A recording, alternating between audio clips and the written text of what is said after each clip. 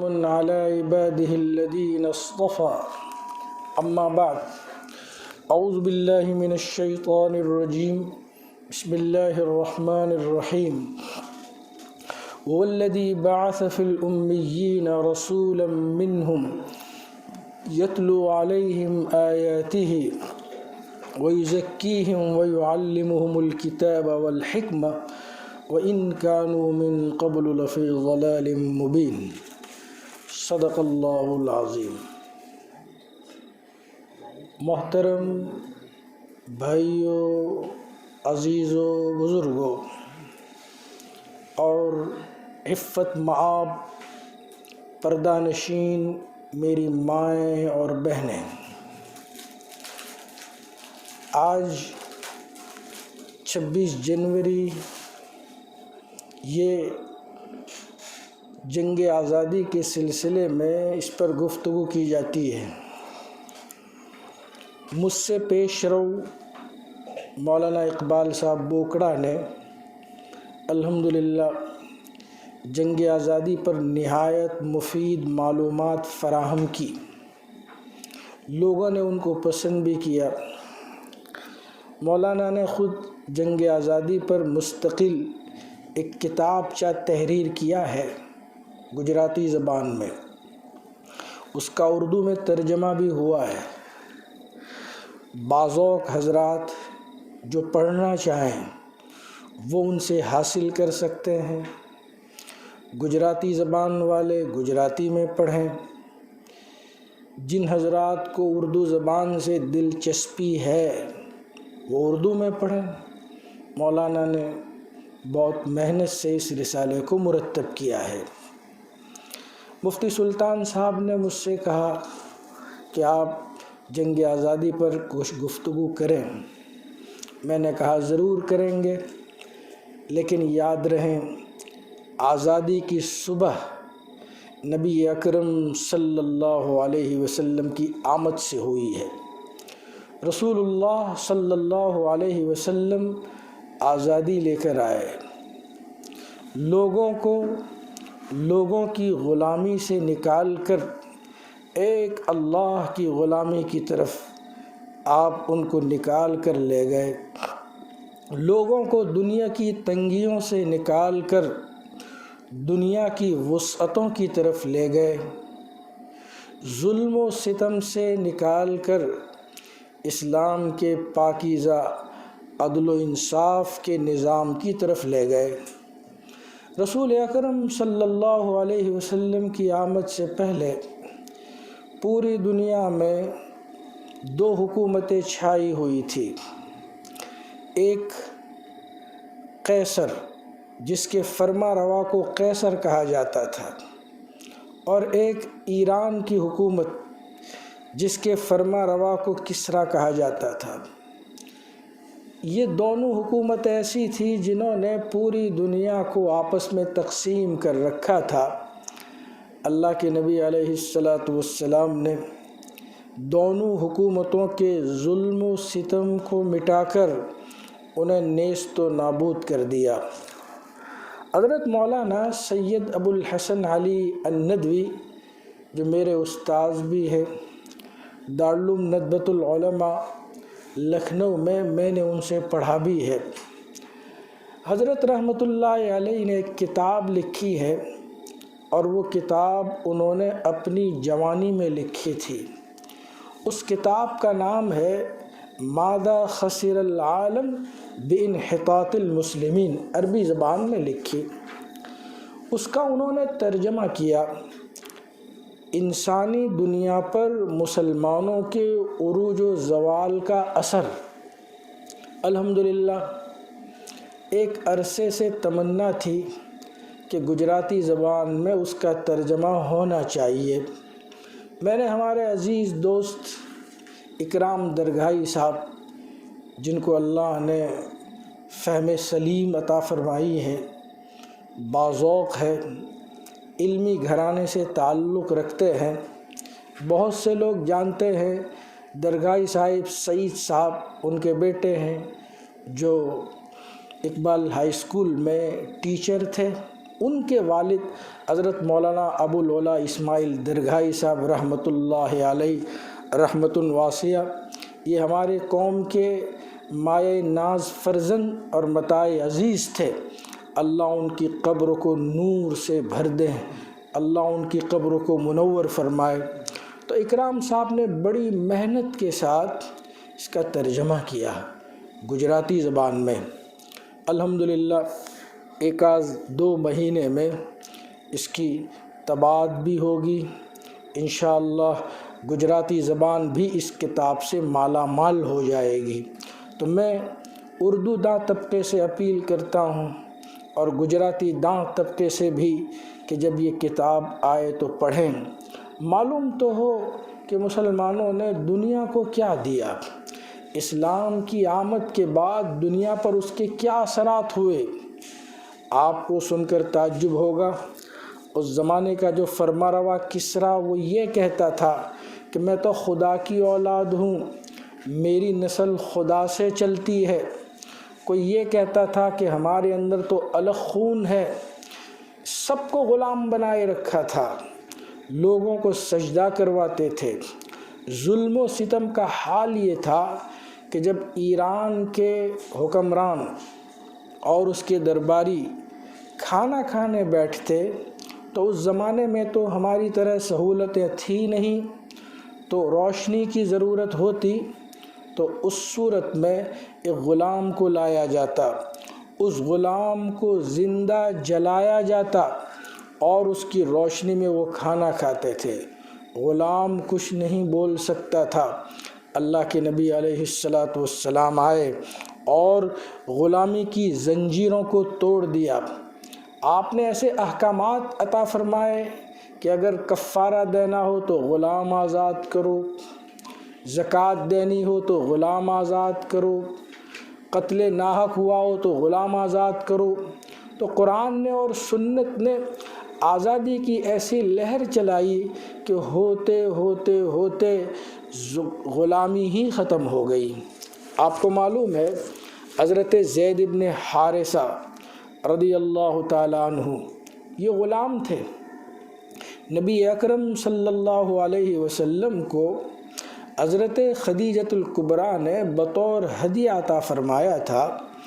اللہ کے نبی علیہ السلام کی خدمت میں رہے، آپ کے پاس بڑے ہوئے۔ ادھر حال یہ تھا کہ ان کے والد روتے پھرتے تھے کہ میرا لڑکا کہاں ہوگا، اگر زندہ ہے تو اس کی ملاقات کروں، اگر وہ مر چکا ہے تو مجھے جو بین کرنا چاہیے، جو مرثیے پڑھنے چاہیے، جو واویلا کرنا چاہیے میں کروں، تو کہاں ہے؟ حیران و سرگرداں تھے۔ رسول اللہ صلی اللہ علیہ وسلم جو آزادی کی صبح لے کر آئے تھے، جنہوں نے پوری دنیا کو آزاد کر دیا، دماغی آزادی، مالی آزادی، ہر لحاظ سے آزادی عطا فرمائی۔ آگے چل کر میں کہوں گا کیسے آزادی عطا فرمائی۔ اب ان کے والد کو پتہ چلا کہ میرے بیٹے زید، یہ محمد صلی اللہ علیہ وسلم اس وقت آپ کی بعثت نہیں ہوئی تھی، ان کے پاس ہے۔ آئے اور کہا کہ آپ ہمیں اپنا بیٹا حوالے کر دیں، جو چاہیں ہم سے لے لیں۔ رسول اکرم صلی اللہ علیہ وسلم نے فرمایا کہ اگر آپ لے جانا چاہیں تو میں یوں ہی دینے کے لیے تیار ہوں، لیکن اگر وہ نہیں مانتے تو ہم زبردستی نہیں کر سکتے۔ حضرت زید بن حارثہ کو بلایا اور کہا جانتے ہو یہ کون ہے؟ کہا یہ ہمارے ابو ہے، یہ ہمارے چچا ہے۔ کہا آپ کو اختیار ہے، اگر آپ جانا چاہیں تو میری طرف سے اجازت ہے۔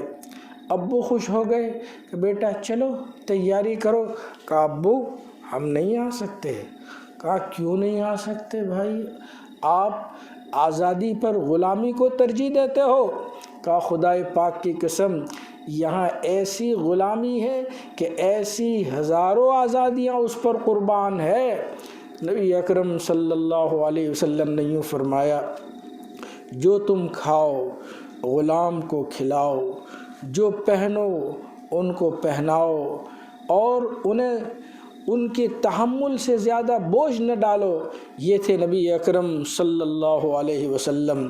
آپ کی تعلیمات، آپ کے خلفاء صدیق اکبر رضی اللہ عنہ، عمر فاروق رضی اللہ تعالیٰ عنہ، ہم نے آگے بھی بتلایا تھا، آج مسلم قوم میں، ہماری قوم میں پڑھنے کا رواج کم ہو گیا۔ یہ تو نہیں کہہ سکتے کہ ختم ہو گیا، کم ہو گیا۔ بارہا میں نے پچھلے بیان میں بھی کہا تھا کہ حضرت عمر فاروق رضی اللہ تعالیٰ عنہ کی سیرت پڑھنی چاہیے۔ حضرت عمر فاروق کی سیرت علامہ شبلی نعمانی رحمۃ اللہ علیہ نے الفاروق نامی کتاب اردو زبان میں لکھی ہے۔ اس کا گجراتی میں ترجمہ بھی ہو گیا، الفاروق۔ آپ پڑھیے، دیکھیے کہ اسلام نے لوگوں کو کس طرح غلامی سے نکالا ہے اور کیسے سہولتیں بہم پہنچائی ہے۔ حضرت عمر رضی اللہ تعالیٰ عنہ کا کردار، آپ کی زندگی کیسی تھی، کس طرح آپ بے چین رہتے تھے کہ میری رعایتوں کو کانٹا بھی نہ چبھنے پائے۔ اسی لیے علماء نے لکھا ہے کہ دنیا بنی ہے جب سے لے کر اب تک، علامہ شبلی کا یہ جملہ ہے، حضرت عمر جیسا حکمران نہیں گزرا۔ دو حصوں میں ہے، آپ اردو میں پڑھیں، آپ گجراتی میں پڑھیں، اپنے گھر میں بسائیں، پڑھنے کی کوشش کریں، سمجھنے کی کوشش کریں۔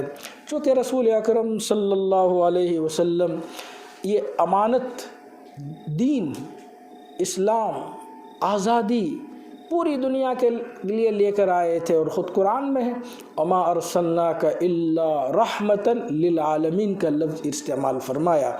آپ پوری دنیا کے لیے رحمت بنا کر بھیجے گئے، آپ پوری دنیا کے لیے مبعوث کیے گئے۔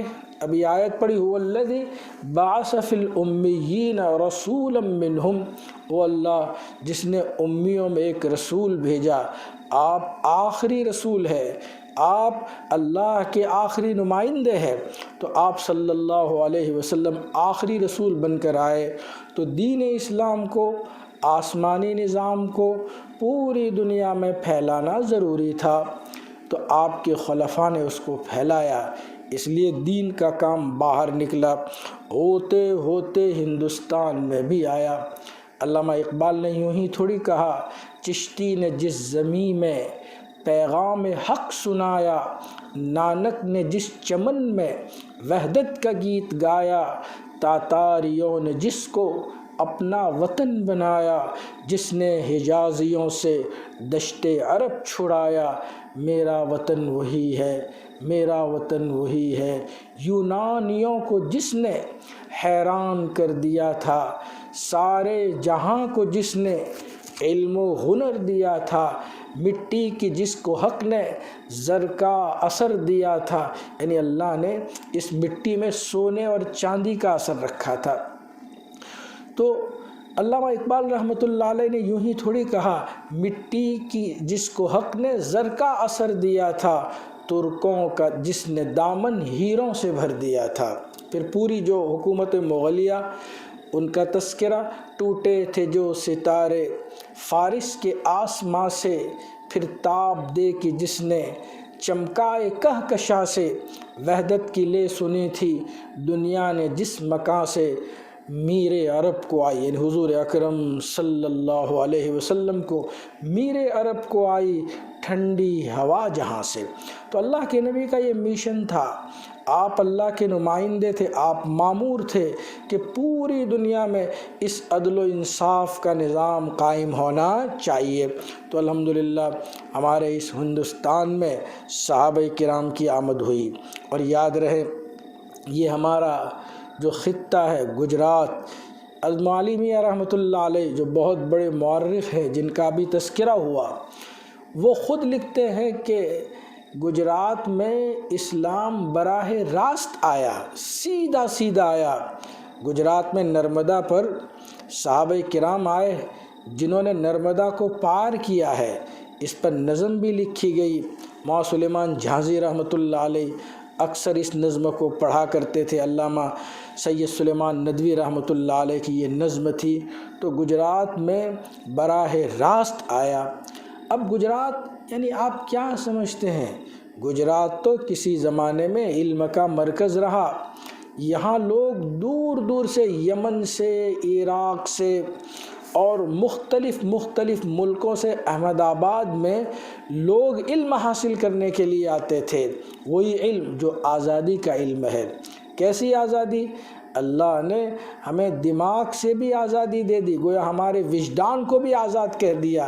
یہ کہہ دیا کہ اللہ کے سوا کسی کے سامنے سر نہیں جھکانا۔ یہ آزادی تو ہے کسی پتھر کے سامنے، درخت کے سامنے، بادشاہ کے سامنے، مخلوق کے سامنے، ہر ایک سے ہم کو آزاد کر دیا۔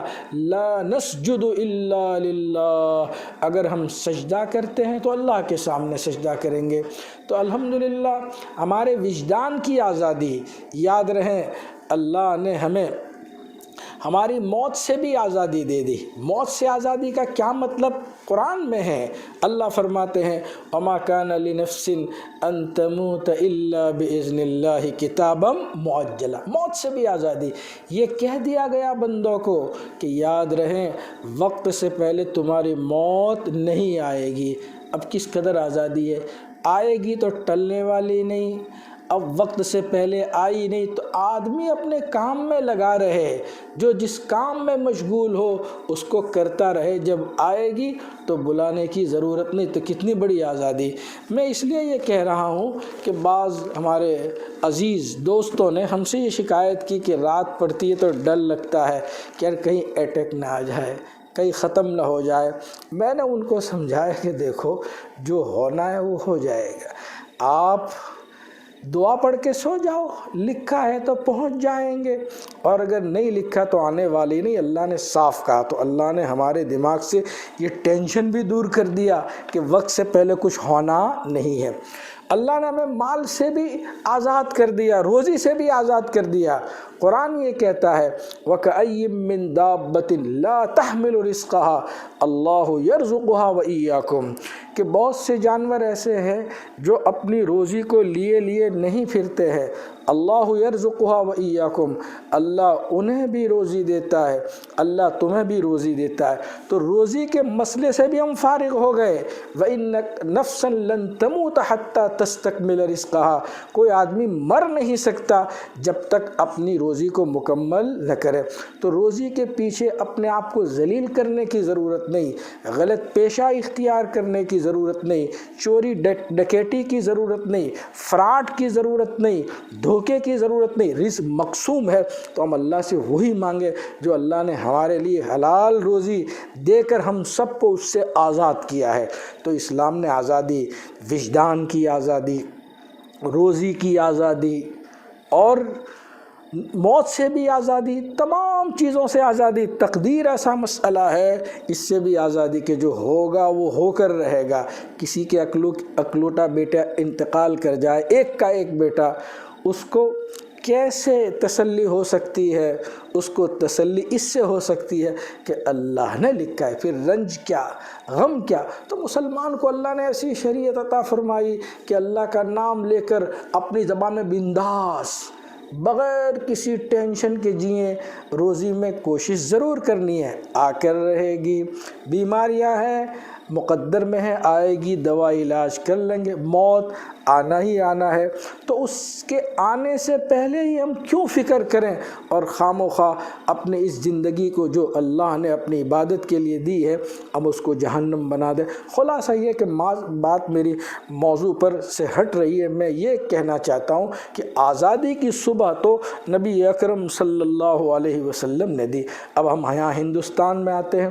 ہمارے ہندوستان میں سب سے پہلے کون آئے دین اسلام کو لے کر؟ علماء نے لکھا ہے کہ محمد بن قاسم سے پہلے ہی حضرت عمر رضی اللہ تعالیٰ عنہ کے زمانے سے ہی تاجروں نے دین اسلام پھیلانا شروع کر دیا تھا ہندوستان میں۔ ان کے اخلاق، عادات، ان کے برتاؤ اور ان کو جو دین اسلام کی طرف سے پیار اور محبت بھری جو شریعت ملی تھی، ان سے ہندوستانی متاثر ہو کر دین اسلام میں داخل ہو رہے تھے۔ لیکن باقاعدہ کون؟ لکھا ہے مورخین نے کہ ہندوستان میں سب سے پہلے اسلام کی جھلک خلافت بنو امیہ کے دور میں نظر آئی، جب 712 عیسوی میں محمد بن قاسم نے ہندوستان پر حملہ کیا۔ محمد بن قاسم کو حجاج بن یوسف جو کہ اس وقت عراق کے علاقے کے گورنر تھے بھیجا۔ وجہ یہ تھی کہ موجودہ کراچی کے ہندو راجا نے ایک مسلمانوں کے قافلے کو لوٹا، اور وہاں ان میں ایک خاتون بھی تھی جس نے قید ہونے کے بعد حجاج کو پکارا، اور یہ پکار کا کسی طرح حجاج تک یہ بات پہنچ گئی۔ حجاج نے فوری طور پر خلیفہ ولید ابن عبد الملک سے اجازت لی اور ایک لشکر ہندوستان بھیجا۔ اس لشکر کو شکست ہوئی اور تمام سپاہی مارے گئے۔ اس کے بعد دوسرا لشکر بھیجا، لیکن اس کا بھی یہی حال ہوا، حالانکہ دونوں سپہ سالار بہت قابل اور تجربہ کار تھے۔ تیسری بار حجاج نے اپنے بھتیجے محمد بن قاسم کو لشکر کی کمان دی، جس کی عمر ابھی مشکل سے 17 سال تھی۔ محمد بن قاسم نے کراچی پر حملہ کر دیا اور فتح کر لیا۔ محمد بن قاسم کے سلوک سے متاثر ہو کر لوگوں نے اسلام قبول کرنا شروع کیا۔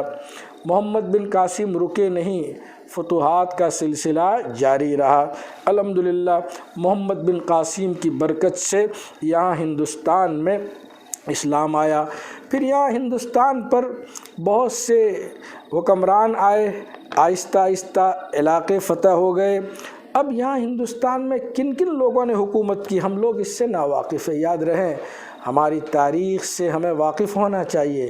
ہندوستان میں مسلمانوں نے 1100 سال حکومت کی ہے اور پورے عدل و انصاف کے ساتھ حکومت کی ہے، اور یاد رہیں 1000 سال کی تاریخ میں کبھی ایک بھی قومی فساد نہیں ہوا، یہ ریکارڈ ہے۔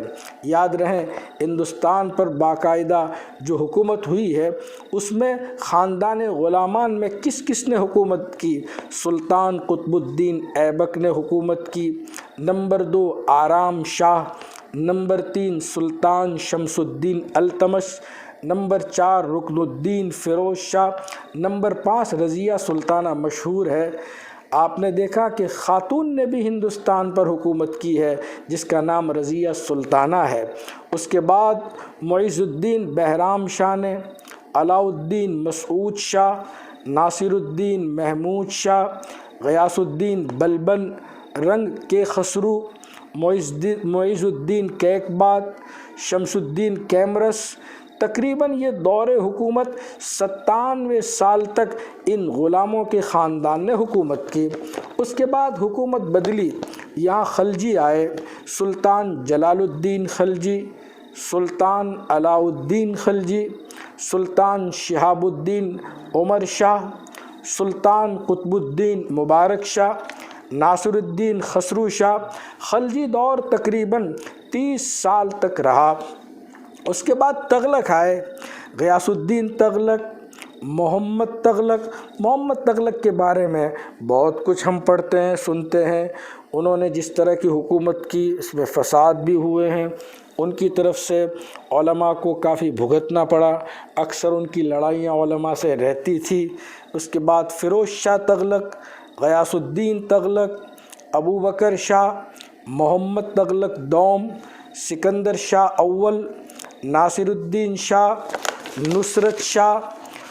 اس کے علاوہ ناصر الدین شاہ دوم ہے۔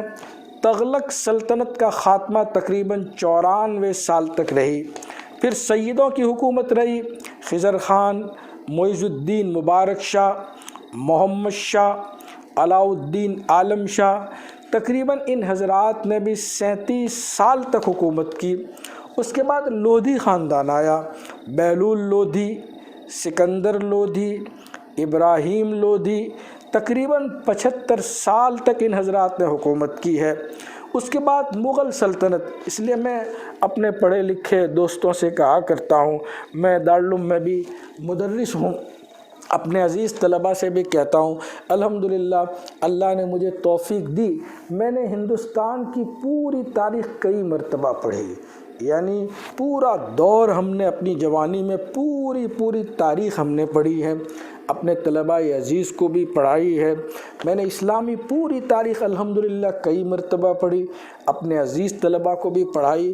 ایک مصنف ہے مفتی شوکت علی فہمی صاحب، جو حضرات اردو زبان جانتے ہیں، میں اپنی رائے ہو سکتا ہے کہ دوسرے کی رائے ہماری رائے سے مختلف ہو، کوئی حرج نہیں ہوتی ہے، لیکن میرے پسندیدہ جو مورخین ہیں ان میں مفتی شوکت علی فہمی صاحب ہے، ان کی کئی کتابیں ہیں۔ میں یہ کتابیں اس لیے بول رہا ہوں کہ بہت سے ہمارے سننے والے ہوں گے، اب میں بولوں گا تو ہو سکتا ہے کوئی بعضوق آدمی ہو، فی الحال یاد نہ رہیں تو پرسنل وہ مجھ سے پوچھ سکتے ہیں کہ آپ نے مفتی صاحب جو کتابیں بتائی تھی آپ لکھ دیجئے، اگر کہیں منگوا دیں تو ہم منگوا بھی دیں گے۔ بہت سے بعضوق پڑھنے والے ہمارے گودرا میں الحمدللہ پڑھے لکھے لوگوں کی کمی نہیں، ان کو دیکھ کر بہت خوشی ہوتی ہے کہ بہت سے تعلیم یافتہ حضرات مطالعہ بھی کرتے ہیں۔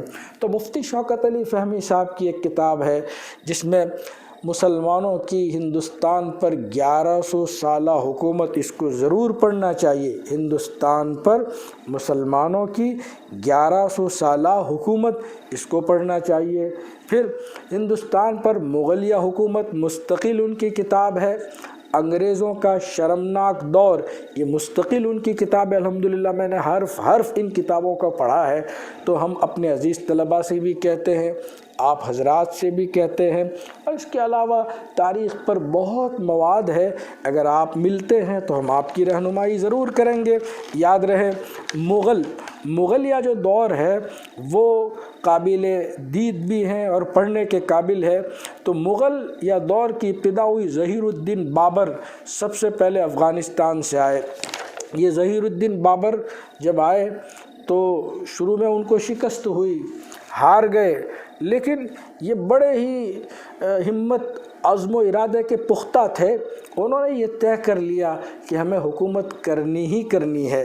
بہرحال ظہیر الدین بابر کے بعد ان کے بیٹے نصیر الدین محمد ہمایوں، ہم دلی جاتے ہیں تو ہمایوں کا مقبرہ دیکھتے ہیں، ہمایوں کے مقبرے سے ہمیں معلوم ہو کہ انہوں نے یہاں حکومت کی ہے، اور ہماری یادگاریں آج بھی دلی میں قطب مینار کی شکل میں ہے، مقبروں کی شکل میں۔ یاد رہے اس کے بعد شیر شاہ سوری نے ہمایوں کو شکست دی اور مغلیہ سلطنت کا عارضی ٹیمپریری خاتمہ ہوا۔ اب سوری حکومت شروع ہوئی، اس میں شیر شاہ سوری بہت پائے کے آدمی گزرے ہیں، بڑھاپے میں حکومت ملی۔ حضرت مولانا علی میاں رحمۃ اللہ علیہ نے پوری تفصیل لکھی ہے کہ یہ 3 بجے سے بیدار ہو جاتا تھا، 2-2.5 گھنٹے وظیفوں میں گزارتا تھا، پھر دعائیں مانگتا تھا، پھر فجر کے بعد وہ اپنے عمرا کو بلاتا تھا، غریبوں پر بہت کچھ تقسیم کرتا تھا، پھر سپاہیوں کو بلاتا تھا۔ یوں اس کے معمولات تھے، اور ایسے معمولات تھے کہ سفر حضر میں ہم جیسوں کے لیے تو اتباعی ممکن نہیں کہ صبح سے لے کر شام تک بڑھاپے میں کام کرتے رہنا۔ ان کے زمانے میں سڑکیں بنی، اور احمد آباد سے سنار گاؤں تک لمبا چوڑا جو ہائی وے ہے نا بنگال تک، یہ انہوں نے بنایا۔ ان کے زمانے میں بڑی بڑی سہولتیں ہوئی۔ میں اپنے بھائیوں سے گزارش کرتا ہوں کہ آپ احمد آباد جاتے ہیں گھوم کر چلے آتے ہیں، احمد آباد جاؤ، چپے چپے میں ہماری تاریخ ہے، چپے چپے میں ہماری تاریخ ہے۔ بڑے بڑے مدارس اس زمانے میں تھے، بڑے بڑے کتب خانے اس زمانے میں تھے۔ الحمدللہ ابھی ہم نے گجراتی میں ایک نمبر نکالا، اس میں گجرات پر بہت کچھ لکھا۔ ہمارے برادر عزیزم مولوی اقبال صاحب نے بڑی محنت کے ساتھ، اس میں ہمارا بھی مضمون ہے کہ یہاں کتنے بڑے بڑے اولیاء کرام گجرات میں گزرے ہیں، اور یہاں کتنے بڑے بڑے کتب خانے ہیں۔ الحمدللہ وہ نمبر بھی آپ کو گجراتی زبان میں جو حضرات پڑھنا چاہیں تو مولوی اقبال سے لے لیں، ان کو مل جائے گا۔ گجرات کو ہم نے کیا دیا؟ گجرات کی سرزمین کے چپے چپے میں ہماری تاریخ ہے، اور ہمارے لہو کی خوشبو آ رہی ہے، علم کی خوشبو آ رہی ہے، خاص کر کے خطہ احمد آباد میں۔ بہرحال تو یہ ایک چیز تھی، تو اس پر سے میں کہہ رہا تھا کہ شیر شاہ سوری نے بہت بڑا کام کیا۔ اس کے بعد ان کے جو خلف ہوئے ہیں، اسلام شاہ ہے، محمود شاہ ہے، ابراہیم سوری ہے، پرویز شاہ ہے، مبارک خان ہے، سکندر ہے۔ 16 سال میں ان کی حکومت ختم ہو گئی۔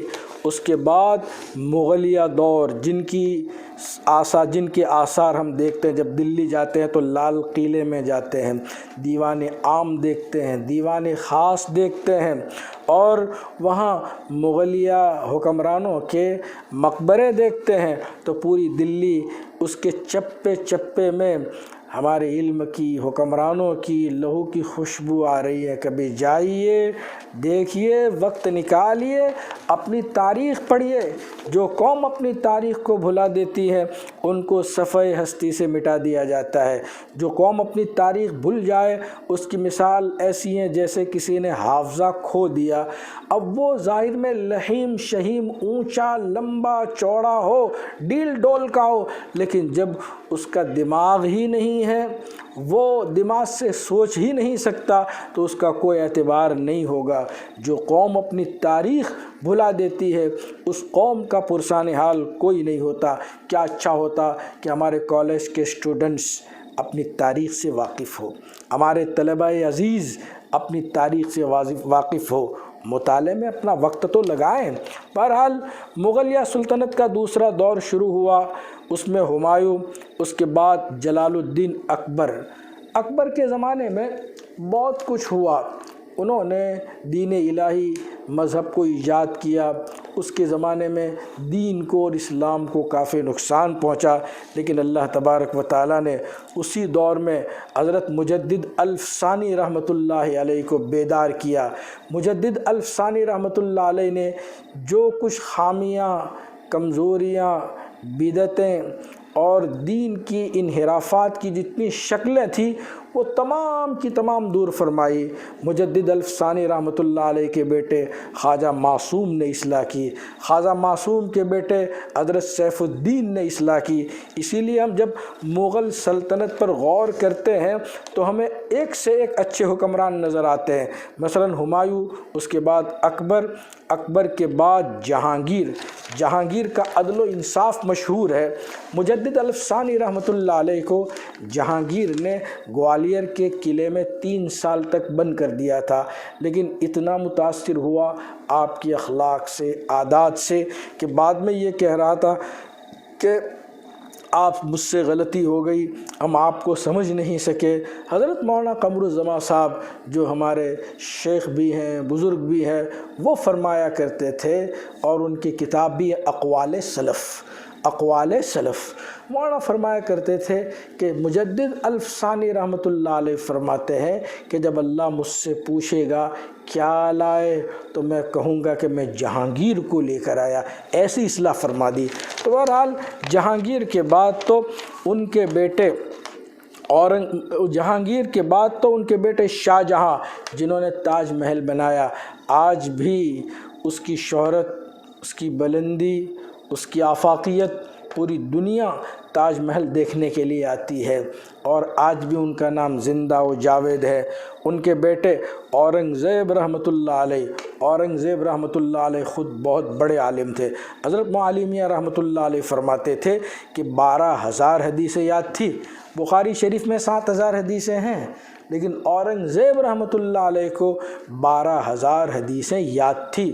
وہ نفیس، بے غرض، زاہد، عابد، اللہ کے نیک بندے تھے۔ اللہ نے ان سے بہت بڑا کام لیا۔ اس کے بعد قطب الدین محمد اعظم، قطب الدین محمد معظم، معیز الدین، معین الدین محمد فروخ سیر، شمس الدین محمد رفیع الدرجہ، شاہ جہاں ثانی اور محمد شاہ رنگیلا۔ اس کے بعد احمد شاہ عالمگیر ثانی، شاہ عالم، اکبر شاہ ثانی، اور اخیر میں بہادر شاہ ظفر، جن کے اشعار ہم سبھی پڑھتے رہتے ہیں، جس میں میرا رنگ روپ بگڑ گیا، میرا یار مجھ سے بچھڑ گیا، جو خزاں چمن سے اجڑ گیا، میں اسی کی فصل بہار ہوں، مشہور اشعار ہے۔ انگریزوں نے ان کو جلا وطن کیا تھا۔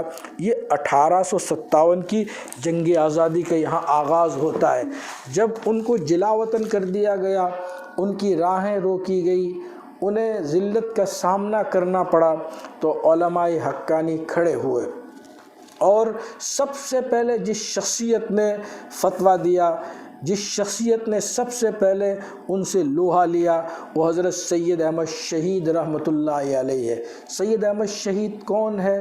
یہ حضرت مولانا علی میاں رحمۃ اللہ علیہ کی خاندان میں ان کے دادا ہوتے ہیں۔ تو سید احمد شہید رحمۃ اللہ علیہ نے خط لکھا، خط لکھ کر اس زمانے کے جو بادشاہ تھے گوالیئر کے بادشاہ، ان کو خط لکھا کہ یہ انگریز آ کر یہاں چھا گئے ہیں، ہم ان کو نکال باہر کریں گے۔ انگریزوں کی آمد تو جہانگیر کے زمانے سے شروع ہو گئی تھی۔ سر ٹامسرو یہ آئے تھے، انہوں نے 1600 میں ایسٹ انڈیا کمپنی کی ابتدا ہوئی، اس کی تاسیس ہوئی، اس کے بعد یہ لوگ چھاتے رہے، تو پھر اللہ کے نیک بندوں نے دیکھا کہ یہ انگریز چھا گئے ہیں، تو اس صورت کے اندر سب سے پہلے سید احمد شہید رحمۃ اللہ علیہ نے ہندوؤں کو بھی ملانے کی کوشش کی، گوالیئر کے راجا کو خط لکھا کہ یہ آئے ہیں اور تسلط ہے ان کا، ان کو نکال باہر کرنا چاہیے۔ سلطان ٹیپو ہے، سراج الدین دولہ ہے، یہ سراج الدولہ ہے، سلطان ٹیپو ہے، ان لوگوں نے پھر جنگ آزادی کی لڑائی شروع کی۔ جنگ آزادی کی لڑائی شروع ہوئی تو آج بھی مورخین یہی کہتے ہیں کہ اس جنگ آزادی میں سب سے بڑا دخل سید احمد شہید رحمۃ اللہ علیہ کی تحریک کو ہے۔ ٹیپو سلطان میدان میں آئے انگریزوں کے خلاف، اور انگریزوں کے کئی محاذ پر شکست دی، لیکن ان کو دھوکہ دیا گیا، تو انہوں نے وہ مشہور جملہ کہا کہ گیدڑ کی 100 سال کی زندگی سے بہتر ہے کہ شیر کی ایک دن کی زندگی، گویا شیر کی ایک دن کی زندگی بہتر ہے گیدڑ کی 100 سالہ زندگی سے۔ انگریزوں کے خلاف لڑتے لڑتے شہید ہو گئے۔ جب یہ شہید ہوئے نا، اس کے بعد انگریزوں نے کہا کہ آج سے ہندوستان ہمارا ہے، پھر ہندوستانیوں کو لوٹنا شروع کیا۔ کتنا لوٹا؟ جو جی میں آیا لوٹا، جس طرح چاہا لوٹا۔ لارڈ کلائیو کے بارے میں آتا ہے کہ اس نے بری طرح ہندوستانیوں کو لوٹا، اور وہ جب انگلینڈ گیا تو لوگوں نے اس کی بڑی مخالفت کی۔ آپ اندازہ لگائیں کتنا لوٹا ہوگا اس نے، کہ اس کے ضمیر نے بھی اس کو زندہ رہنے کی اجازت نہیں دی، اس نے خودکشی کر لی۔ وہ اپنے ضمیر کے بوجھ کو برداشت نہیں کر سکا۔ لارڈ ڈیلہاؤزی نے سارے جو علاقے تھے وہ سارے کے سارے لوٹنے شروع کیے، گویا انگریزوں نے لوٹنا شروع کیا۔ ادھر علماء بیدار ہوئے، حضرت شاہ عبدالعزیز صاحب رحمۃ اللہ علیہ اور ان کے جو شاگرد ہیں حضرت سید احمد شہید رحمۃ اللہ علیہ، پھر ان شاہ صاحب کے شاگردوں میں ہمارے علماء دیوبند نے ان کے خلاف جنگ کی، معرکہ کیا۔ شاملی کے میدان میں حضرت مولانا رشید احمد گنگوہی رحمۃ اللہ علیہ، حضرت مولانا رشید احمد گنگوہی رحمۃ اللہ علیہ، حضرت مولانا محمد قاسم نانوتوی رحمۃ اللہ علیہ، حضرت حافظ ضامن شہید صاحب رحمۃ اللہ علیہ، یہ انگریزوں کے خلاف میدان میں اترے۔ جب میدان میں اترے تو ظاہر ہے کہ وسائل کی بھی کمی تھی، تجربے کی بھی کمی تھی، بہرحال یہ ہار گئے۔ لیکن یاد رہیں اس ہار کا جو پھل ہے نا، وہ بڑا میٹھا، بڑا عمدہ، بڑا اچھا تھا۔ حضرت گنگوہی رحمۃ اللہ علیہ، حضرت نانوتوی رحمۃ اللہ علیہ نے آپس میں مشورہ کیا کہ ہم تو محاذ پر ہار گئے ہیں، اور یہاں اس زمانے میں مشنریاں کام کر رہی تھی، بڑے بڑے جو راہب تھے اور ان کے علماء تھے، وہ یہاں آ کر لوگوں کو عیسائیت میں داخل کر رہے تھے، تو یہاں دارالعلوم دیوبند کی بنیاد پڑی۔ ایک شاگرد جس کو ہم شیخ الہند مولانا محمود الحسن دیوبندی رحمۃ اللہ علیہ کہتے ہیں، ایک شاگرد ایک استاد ملا محمود، ان کی زیر قیادت دارالعلوم دیوبند کی ابتدا ہوئی۔ پھر اس کے بعد تو آپ کو معلوم ہونا چاہیے کہ جو کچھ فیض ہمیں حاصل ہے، جو ہریالی دکھ رہی ہے، مدارس اسلامیہ کے جو جال ہمیں نظر آ رہے ہیں پورے بر صغیر میں، ہندوستان، پاکستان، بنگلہ دیش، برما اور مختلف ملکوں میں جو مدارس اسلامیہ ہمیں نظر آ رہے ہیں، وہ انہی کی رہن منت ہے۔ اسی دارالعلوم دیوبند سے بڑے بڑے فضلاء پیدا ہوئے۔ دارالعلوم دیوبند سے حضرت مولانا حسین احمد مدنی رحمۃ اللہ علیہ، جنہوں نے اپنی پوری زندگی ان کے خلاف لڑنے میں گزار دی۔ کچھ شیخ الہند رحمۃ اللہ علیہ کو بھی مالٹا میں جیل میں بند کر دیا گیا، 4 سال تک جیل میں رہے، پھر اس کے بعد وہ رہا ہوئے۔ تو حالت ایسی تھی کہ ان کو مشت استخواں کہا جاتا تھا، یعنی مٹھی بھر ہڈیاں، لیکن اللہ نے ان کو وہ جذبہ عطا فرمایا تھا، وہ طاقت عطا فرمائی تھی۔ پھر انہوں نے پڑھے لکھے طبقے میں کام کرنا شروع کیا تو وہاں سے بڑے بڑے لوگ پیدا ہوئے۔ کون؟ مولانا محمد علی جوہر، مولانا شوکت علی۔ مولانا محمد علی جوہر انگلینڈ گئے اور ان سے یہ کہا کہ ہمیں آزادی دو، اگر تم آزادی نہیں دیتے ہو تو ہم اس غلام ملک میں جانا پسند نہیں کریں گے، ہمیں قبر کے برابر زمین مل جائے تو ہم وہیں سو جائیں گے، لیکن غلام ملک میں نہیں جائیں گے۔ تو یہ اس قدر مؤثر رہا کہ اللہ تبارک و تعالیٰ نے ان کو بیت المقدس میں وفات دی۔ آج بھی مولانا محمد علی جوہر کی قبر وہیں پر ہے۔ تو مولانا محمد علی جوہر، مولانا شوکت علی، ان سبھی نے آزادی کا بگل بجایا۔ پھر اس کے بعد ان کے شاگردوں میں حضرت مولانا حسین احمد مدنی رحمۃ اللہ علیہ، انہوں نے کتنی قربانیاں دی، یاد رہے اتنی قربانیاں دی کہ کسی کے 10 سال جیل میں گئے، کسی کے 20 سال جیل میں گئے، کسی کی آدھی زندگی جیل میں گئی۔ اور خاص طور سے اگر ہم دیکھیں تو حضرت مولانا ابوالکلام آزاد رحمۃ اللہ علیہ کی زندگی کا بہت بڑا حصہ جیل میں گزرا ہے۔ اب یاد رہے مسلمانوں نے جنگ آزادی میں بڑا حصہ لیا، انگریزوں کو یہاں سے نکالا، انگریزوں کو یہاں سے جانا پڑا۔ الحمدللہ انگریز کے چلے جانے کے بعد اب اللہ تبارک و تعالیٰ نے اس بر صغیر میں دین کا بیج بویا۔ سارے بر صغیر میں، ہندوستان، پاکستان، بنگلہ دیش اور مختلف ملکوں میں جو کچھ فیض ہو رہا ہے وہ اسی سے ہو رہا ہے۔ تو یاد رہے آزادی یہ ہمارا پیدائشی حق ہے، ہر ایک آزاد رہنا چاہتا ہے۔ میں آپ کو ایک واقعہ سنا کر اپنی بات کو ختم کر دیتا ہوں۔ آزادی کتنی بڑی نعمت ہے اور اللہ کے نبی علیہ السلام نے کیسی آزادی دی۔ آپ کو یاد ہونا چاہیے کہ اللہ کے نبی علیہ السلام کی ایک باندی تھی جس کا نام بریرہ تھا۔ بریرہ آپ کی باندی تھی اور ان کے شوہر کے ساتھ بڑے تعلقات تھے، ان کے شوہر سے ان کو بڑی محبت تھی، وہ بریرہ کے بغیر زندگی گزار نہیں سکتے تھے۔ جب اللہ کے نبی علیہ السلام نے حضرت بریرہ کو آزاد کیا، یہ میں اس پر کہہ رہا ہوں کہ جو آزادی حضور نے عطا فرمائی، میری بات یاد رہے، میں نے آپ کو پوری تفصیل کے ساتھ ساری بات بتلائی ہے، پھر اس کا میں یادہ بھی مختصر الفاظ میں کر دیتا ہوں۔ حضرت بریرہ جب آزاد ہوئی تو اب مسئلہ یہ ہے کہ ان کے شوہر غلام تھے، اگر وہ ان کے ساتھ رہنا چاہیں تو رہ سکتی ہے، ورنہ کوئی مسئلہ نہیں۔ جب آزاد کر دیا تو اس نے اپنے شوہر سے کہہ دیا کہ اب تو ہم آپ کے ساتھ نہیں رہیں گے۔ وہ کہتے کیوں ایسا کرتی ہو؟ کہا بس آپ غلاموں میں آزاد ہوں۔ وہ تو ان کے عاشق تھے اپنی بیوی کے، اب یہ مدینے کی گلیوں میں روتے پھرتے تھے کہ ان سے کہو کہ ہم سے تعلق رکھیں، ہم سے جدائی اختیار نہ کریں۔ اللہ کے نبی کے پاس بھی آئی سفارش کے لیے۔ اللہ کے نبی علیہ السلام نے حضرت کو بلایا اور کہا، حضرت بریرہ کو بلایا اور کہا بریرہ تم ان سے تعلق توڑنا چاہتی ہو، کیا بات ہے، ان کے ساتھ رہو۔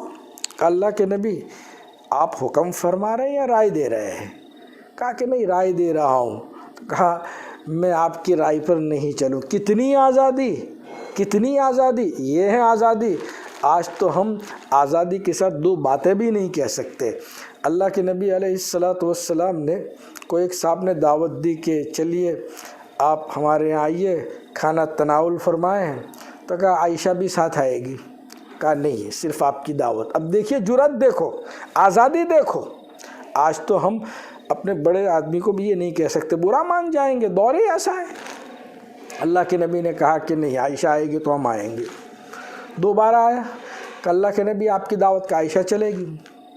کوئی دوسرا ہوتا تو دیکھیے ہم کو اگنور کیا، ہماری بات نہیں مانی۔ ہمارے اندر یہ تکبر بھرا ہوا ہے۔ اللہ کے نبی کی آزادی دیکھو، آزادی یہ تھی کہ آدمی اپنی معافی ضمیر کو چھوٹ سے ادا کر سکتا تھا۔ کہا کہ عائشہ آئے گی؟ کہا کہ نہیں، آپ کی دعوت عائشہ کی نہیں۔ کہا کہ ٹھیک ہے، عائشہ کے بغیر نہیں آئیں گے۔ تیسرے مرتبہ آیا کہ حضور آپ کی دعوت، کہا عائشہ بھی آئے گی؟ کہا ٹھیک ہے چلیے۔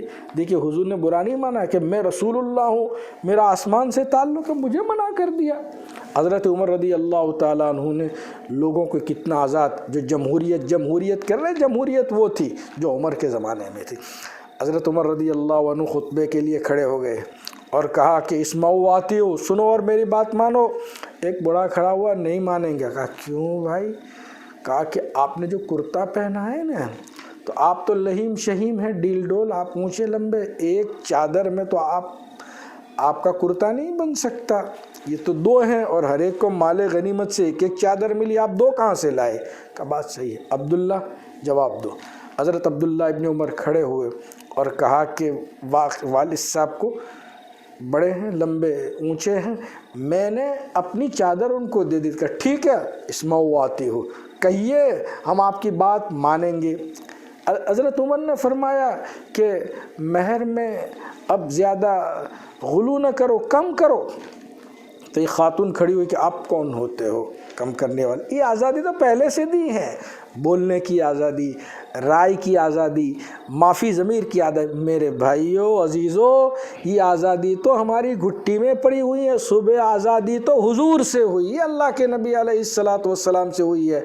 اگر دین اسلام پر مکمل عمل کرتے تو الحمدللہ ضمیر کی آزادی، نفس کی آزادی، ہر چیز کی آزادی ہی آزادی ہے۔ اللہ مجھے بھی آپ کو بھی عمل کرنے کی توفیق عطا فرمائے۔ میرے بیان کی ابتدا حضور سے ہوئی، پھر میں نے 4 دور بیان کیے۔ عربوں کا دور بیان کیا، غلاموں کا دور بیان کیا، خلجیوں کا، لودھیوں کا، مغلوں کا، اختصار کے ساتھ انگریزوں کا، کلائیو کا بیان کیا، ڈیلہاؤزی کو بیان کیا، اور پھر ہمارے بزرگان دین نے جو قربانیاں دی، حضرت نانوتوی کا، حضرت مدنی کا، اور حضرت سید احمد شہید کا، حافظ ضامن کا، حاجی امداد اللہ کا، حضرت مولانا ابوالکلام آزاد کا، اور اس پر تو کتب خانے کے کتب خانے الحمدللہ اس موضوع پر بھرے پڑے ہیں۔ کوئی پڑھنے والا چاہیے، سمجھنے والا چاہیے۔ آدھے گھنٹے میں، پونے گھنٹے میں ہم کیا بات کر سکتے ہیں؟ بہرحال جو بھی کی وہ اللہ کی رضا کے لیے کی۔ اللہ مجھے بھی آپ کو بھی عمل کرنے کی توفیق عطا فرمائے۔ درود شریف پڑھ لو۔ اللہم صلی علی سیدنا محمد وعلی آل سیدنا محمد وبارک وسلم۔ لا الہ الا اللہ الحلیم الکریم، سبحان اللہ رب العرش العظیم، والحمد للہ رب العالمین۔ اسألک موجبات رحمتک وعزائم مغفرتک والغنیمۃ من کل بر والسلامۃ من کل اثم۔ لا تدع لنا ذنبا الا غفرت ولا ہما الا فرجت ولا دینا الا قضیت ولا مریضا الا شفیت ولا حاجة من حوائج الدنیا والآخرہ ہی لک رضا الا قضیتها یا ارحم الراحمین۔ اے اللہ ہمارے گناہوں کو معاف فرما، ہمارے خطاؤں سے درگزر فرما۔ اے اللہ ہمیں مغفرت فرما، ہماری مغفرت فرما، ہمیں معاف فرما۔ اے اللہ عالم اسلام کی حفاظت فرما، عالم عربی کی حفاظت فرما، حرمین شریفین کی حفاظت فرما، مکاتب کی حفاظت فرما، مدارس کی حفاظت فرما، خانقاہوں کی حفاظت فرما۔ اے اللہ تبلیغی جماعت کی حفاظت فرما، جو لوگ تیری راہ میں چل رہے ہیں ان سب کی حفاظت فرما۔ اے اللہ ہم میں جو بیمار ہے شفائے کاملہ عاجلہ مستمرہ دائمہ نصیب فرما۔ مقروضین کی قرض کی ادائیگی کا انتظام فرما، مقروضین کی قرض کی ادائیگی کا انتظام فرما۔ جن کے گھروں میں اے اللہ نوجوان لڑکیاں ہیں جن کے ماں باپ ان کی وجہ سے پریشان ہیں، ان کے لیے ان کی نیندیں اڑ چکی ہیں، ان کے لیے ان کے قلق کا ذریعہ بنی ہوئی ہیں، اللہ ان کو نیک صالح جوڑے عطا فرما، ان کے مستقبل کو روشن فرما، اللہ ہمیں ایک بنا نیک بنا، اللہ ہمارے ملک ہندوستان کی حفاظت فرما، اللہ اس کو ترقی عطا فرما، امن و امان اور سکون کے ساتھ ہم سب کو رہنے کی توفیق عطا فرما، اے اللہ باطلوں کی اسکیموں کو پاش فرما، فتین کے فتنوں سے ہماری حفاظت فرما، امن و امان عام فرما، امن و امان عام فرما، یا اللہ تیرے نبی کے لائے ہوئے سچے دین کو گاؤں گاؤں، شہر شہر، قریہ قریہ، گلی گلی، نگر نگر، گھر گھر، در در، فرد فرد تک پہنچانے کے اسباب مہیا فرما، اے اللہ ہمیں اس کے لیے قبول فرما، اے اللہ ہمارے والدین کی مغفرت فرما، ان کی عمروں میں برکت عطا فرما، اے اللہ انہیں کسی کا محتاج نہ بنا، اے اللہ ہمارے محسنین کی مدد فرما، علماء امت کی مدد فرما، اے اللہ جس ذریعے سے ہم بات چیت کر رہے ہیں، اللہ مفتی سلطان صاحب کی عمر میں بھی اللہ تو برکت عطا فرما، ان کے فیض کو عام فرما، اللہ یہ جو کچھ بولا جا رہا ہے، کہا جا رہا ہے، اس میں مزید نکھار اور ترقی عطا فرما، اے اللہ جن لوگوں نے بھی دین پر زندگی گزارنے کی قسمیں کھا رکھی ہیں یا عزم و ارادے کیے ہیں، اللہ ان کو اپنے ارادوں میں کامیاب فرما، اے اللہ ان کی رکاوٹوں کو دور فرما، اے اللہ اگر وہ مالی پریشانیوں کی وجہ سے پریشان ہو تو ان کی مالی پریشانیوں کو دور فرما، خزانہ غیب سے اللہ ہم سب کا انتظام فرما، جو مانگا وہ بھی عطا فرما، جو رہے آپ نے فضل و کرم سے عطا فرما، ہماری دعاؤں کو قبول فرما، صلی اللہ علیہ سیدنا محمد وآلہ واصحابہ اجمعین برحمتک یا